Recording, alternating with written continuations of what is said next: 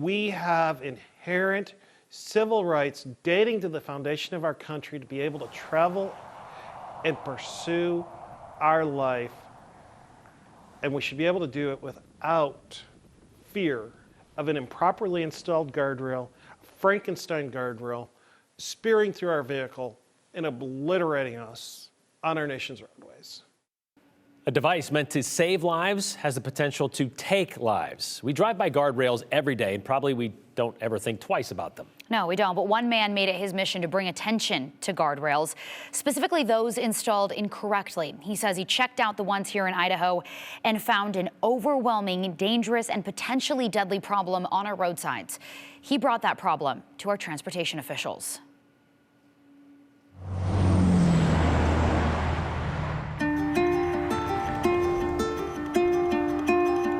A beautiful state with ugly hazards hidden in plain sight.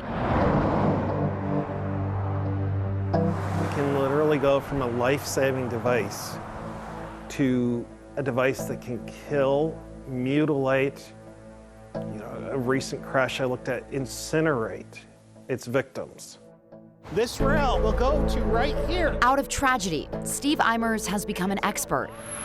Nothing prepares you for the shock and horror of losing your child. On November 1st, 2016, his 17-year-old daughter Hannah died when she hit the end of a guardrail in Tennessee. The guardrail speared her car and her. She was extraordinarily talented, and we shouldn't be where we are. He sued the guardrail manufacturer over its design, as did multiple other Americans who lost loved ones to the same fate. Eimers says his case came to a satisfactory conclusion, but he's made it his life mission to honor Hannah's life by bringing awareness to guardrail end terminals and keeping other families from feeling his same pain, including families in Idaho. I want to ensure that nobody faces the horror that I wake up to every day by being the parent of a dead child that was mutilated by a guardrail. He says he talks to state and federal transportation departments and politicians all over the country. I saw a pattern of problems across the United States, but also into Canada and around the world. One issue really struck a chord: Frankensteined guardrails. We're getting, say, two good systems, and we're mixing the parts up and creating a monster on our roadside. And I have seen far too many deaths where we have a rail that was installed upside down and backwards, or a bolt. One bolt does matter, it can kill you. Guardrails are critical to keeping people safe, protecting drivers from embankments, trees, bridges. The Federal Highway Administration says in commonly used energy-absorbing guardrail end terminals, the impact head is designed to slide down the guardrail when hit. If a car hits it head-on, the impact head would flatten the guardrail, like this, and direct the rail away from the car until the car stops. If it's hit at an angle, the head could partially flatten the guardrail and then gate out of the way, letting the car slow down and go behind the rail. If none of that happens, the rail could potentially impale the car. Guardrail manufacturers warn not to mix parts. This manual from Trinity Highway Products, now Valtier, says failure to follow this warning could result in serious injury or death in the event of a vehicle impact with a system that has not been accepted by the Federal Highway Administration. Idaho Transportation Department standards also tell crews to install guardrail systems the way manufacturers instruct, which passed crashworthy tests and are accepted by the Federal Highway Administration. But Eimers found 28 potentially dangerous Frankensteined or improperly installed guardrails on I-84 in Idaho alone. The problem was so overwhelming and dangerous in the state of Idaho. He used Google Street View to inspect the interstate last year. I started seeing a pattern of impact heads from one manufacturer being installed with rails from another manufacturer. Or I was seeing a lot of Trinity slotted rail terminals where the second rail was installed upside down and backwards. And as I began seeing this, and I saw it again and again, I realized this is really severe. This is considered Frankenstein, with different guardrails installed together. As you can see, this first one has slots. The second one is a generic guardrail without slots. This is not consistent with how manufacturers say these guardrails need to be installed. Several miles west on I-84 from that guardrail sits one of the worst Frankenstein guardrails Eimers has ever seen. When somebody can make that many mistakes, we are dealing with a lack of inspections, a lack of oversight from ITD, with a lack of training of the installers and contractors. And that's a very expensive mistake, because we're talking about expensive guardrail systems. So we have to make sure these devices that we're paying for with our state tax dollars or federal aid dollars are being properly installed. Otherwise, we are misappropriating tens of millions of dollars annually and killing people on our roadsides. ITD spokesman John Tomlinson says drivers very rarely crash into end terminals. Between 2017 and 2021, 4 people in Idaho died after their car hit a guardrail end terminal.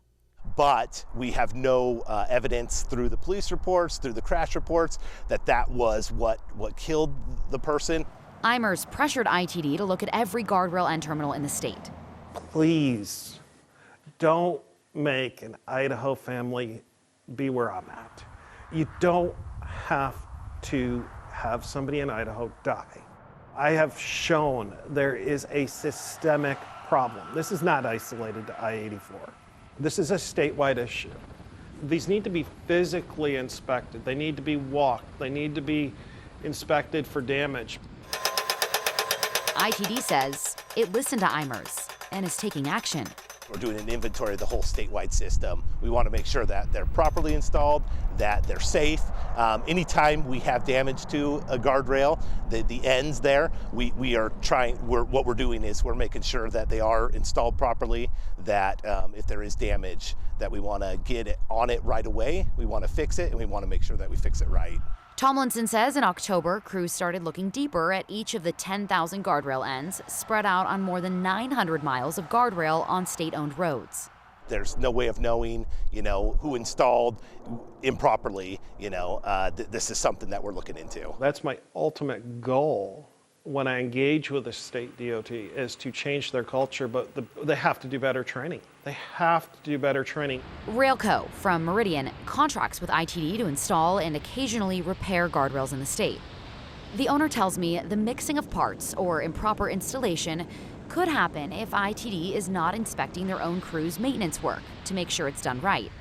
When asked why they're installing or repairing guardrails wrong, Tomlinson said it could be due to a backlog of supplies.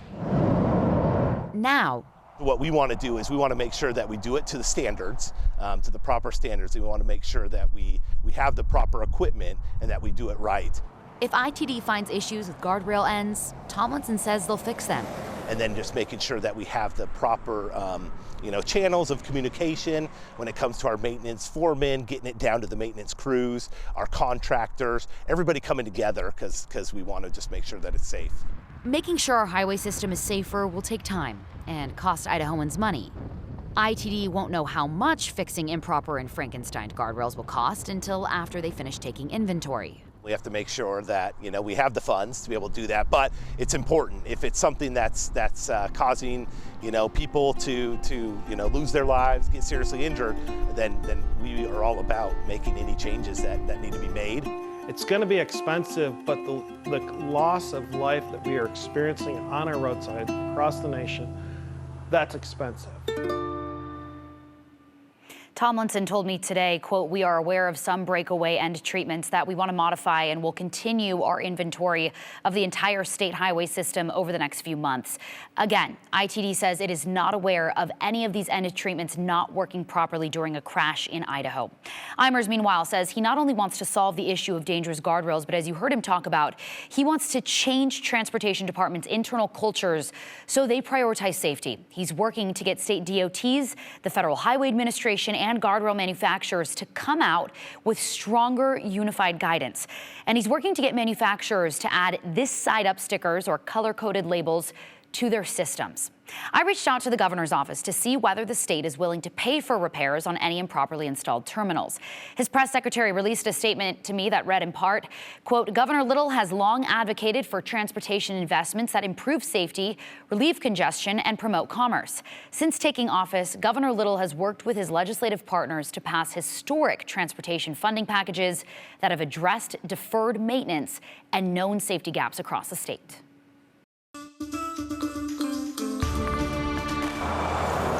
These were essentially ticking time bombs on the side of the road across the state of Idaho from border to border. After 7 investigates uncovered potentially deadly guardrail end terminals on Idaho's roads, state transportation officials committed to inspecting them. We are fully on board. It is important that we're installing these correctly, that we are maintaining them correctly, and that we're keeping them up to standard like they were initially designed for. Idaho Transportation Department says crews found about 90 of these with mismatched parts, which is less than 1% of all end terminals in the state. It's not about, it's only 1%, or it's even 0.5%, or even 0.25%. For that one person who hits the guardrail, it's 100%. ITD says that possibility pushed them to start replacing all those dangerous guardrails. They tell our Morgan Romero it's to prevent a preventable tragedy on our roads. They serve as a barrier between life and death. But if installed or repaired improperly, guardrails have the potential to do the opposite. Such senseless death on our roadways. It's just so unnecessary. We first talked to Steve Eimers in February. I saw it again and again. I realized this is really severe. After he found dozens of dangerous, potentially deadly guardrail end terminals in Idaho. Dangerous because pieces were installed upside down and backwards, or the guardrail systems were made up of parts from different manufacturers. These Frankensteined guardrails go against those manufacturers and federal regulators' warnings. We have to install them exactly as crash tested. Eimers became an expert and advocate out of tragedy after his daughter Hannah died when she hit the end of a guardrail in Tennessee in 2016. Idaho Transportation Department said if not for you and for our story that we did, they wouldn't have known about all of these issues. So how does that make you feel? It doesn't make it worth it, but it brings more meaning to what happened. Both Eimers and I brought the issue of Frankenstein guardrail end terminals to the Idaho Transportation Department. We want to fix it, and we want to make sure that we fix it right. ITD promised they'd act. We made a commitment that we wanted to make sure that we were checking every single end terminal because we are serious about safety. ITD Public Information Officer John Tomlinson says they're so serious, they inspected all of Idaho's 12,000 guardrail end terminals over the past 6 months. Making sure that these end terminals are as safe as possible. We've looked at them over on the computer, and then we've also done a visual inspection across the state. And he says they're repairing the dozens that need fixing. We found 87 of those that had mismatched parts or needed minor repairs. They found the most on Interstate 15, stretching from the Utah to Montana border. But there are also several Frankenstein guardrails on I-84. We were able to follow ITD crews to the freeway in Caldwell. They replaced these two rails right here, and then this piece here on the bottom. Where they replaced what Eimers calls one of the worst Frankenstein guardrails he's ever seen. So that they even let you on the roadside with their crews, I'm pleased with overall. I'd like a little timelier response, but candidly, that's probably better than most state DOTs because a lot of them will not even speak on camera, and that's tragic. Typically, when we have a mismatch or need some repairs, it's from an end terminal that may have been struck in the past. Tomlinson is confident all guardrail end terminals were originally installed correctly. It's after they were hit and repaired that things went wrong. There's many factors that could have been, the parts weren't available. Eimers blames it partly on lack of training. They need to ensure that they're maintaining a proper inventory, training their staff on a regular basis that these have got to be installed as tested. We, went through some training again just to make sure that everybody is on the same page. And then if we're making repairs, make sure that these repairs are being made in accordance with what the manufacturers say can be used. We cannot be mixing parts. Eimers points out it's definitely not all on the backs of workers repairing guardrails. He's pressuring manufacturers to eliminate the possibility for mistakes. One of the things that I'm really pushing is with some of these manufacturers, we have to have conspicuous on-product labeling so that this isn't all just on ITD and this isn't all just on those doing the repairs or the installation. ITD hopes to have all 87 end terminals fixed by winter. We're about a third of the way through with any maintenance and repairs. Restoring that barrier between life and death. Now for context on the cost of repairs, fixing that one guardrail in Caldwell cost the state about $3,100. It cost about $1,100 for parts and equipment and almost $2,000 for labor. While people have died in other states after hitting Frankensteined guardrails, no one in Idaho has lost their life to them. People have been hurt after hitting end terminals on Idaho's roads.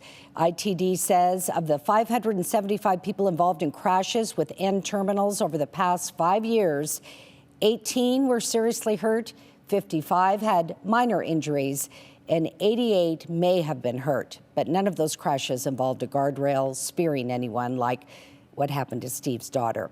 ITD says there were other factors at play like speed, weight of the car, and the angle it hit the end of the terminal with all of those numbers that they gave to us.